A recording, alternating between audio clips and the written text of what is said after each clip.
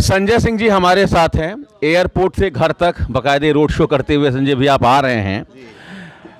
Supreme court के हस्तक्षेप के बाद चुनाव होता है और तमाम दावों को झुटलाते हुए आप चुनाव जीत जाते हैं। उसके बाद फेडरेशन को सस्पेंड कर दिया जाता है। तो अभी क्या स्थिति है? आप सुप्रीम कोर्ट जाएंगे चूंकि आप भी निलंबित हैं। हमको उसका कारण मिल गया है, जिस कारण से मैंने निलंबित किया गया है। पहले कारण तो ये है कि हमने तत्काल अंडर 15 और अंडर 20 का जो घोषणा कर दिया, एक कारण वो दिखाया गया है। उसमें हमारे ऊपर आरोप है कि कोरम पूरा नहीं किया। कोरम पूरा किया गया है। एजीएम की मीटिंग चुनाव से पहले थी, वही मीटिंग को वहाँ एडजर्न करके 25 स्टेट के लोग पहुँचे होटल रॉयल प्लाजा।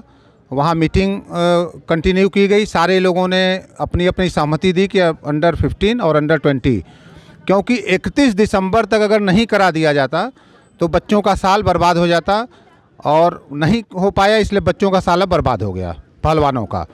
उसकी वही एक रीज़न दिखाया गया है।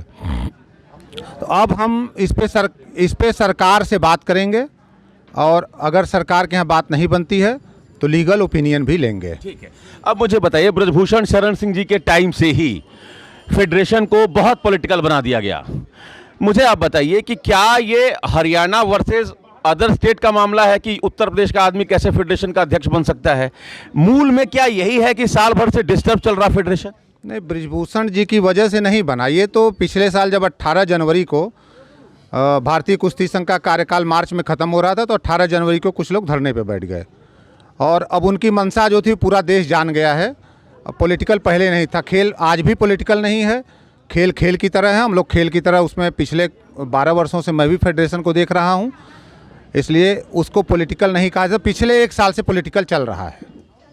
गैर जाट आदमी अध्यक्ष कैसे बन सकता है? ये तो मानसिकता है ना कहीं।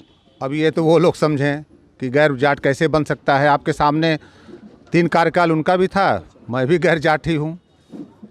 नहीं तो ऐसा क्या लगता है कि पावर पॉलिटिक्स में, चूंकि ब्रजभूषण शरण सिंह जी ने कहा कि वो भूमिहार जाति के, वो मेरे रिश्तेदार नहीं हैं, तो आपको लगता है कि भूमिहार थे इसलिए आसानी से हटा दिए गए? जाट रहते तो नहीं कोई हटा ही नहीं पाता आपको? नहीं, जात इससे नहीं हटाया गया। कि ये नहीं है कि जात की वजह से हटा दिए गए, कुछ प्रेशर पड़ा होगा, कुछ कारण है। अभी एक बार हम सरकार से बात कर लेंगे तभी इस पर कुछ बोलेंगे।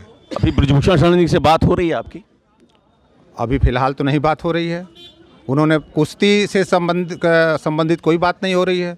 उन्होंने संन्यास ले लिया कुश्ती से, और उधर जो लोगों ने आरोप लगाया था उन लोगों ने भी संन्यास ले लिया है।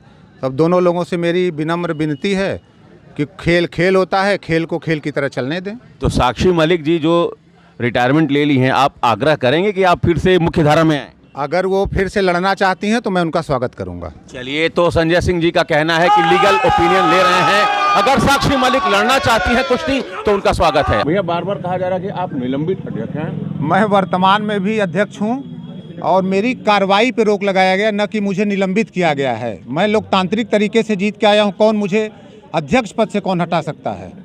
तो मैं वर्तमान अध्यक्ष हूं, और केवल मेरी कार्रवाई पे रोक लगाई गई है। तो जब फेडरेशन ही सस्पेंडेड है तो कैसे मतलब? फेडरेशन सस्पेंड हो ही नहीं सकती।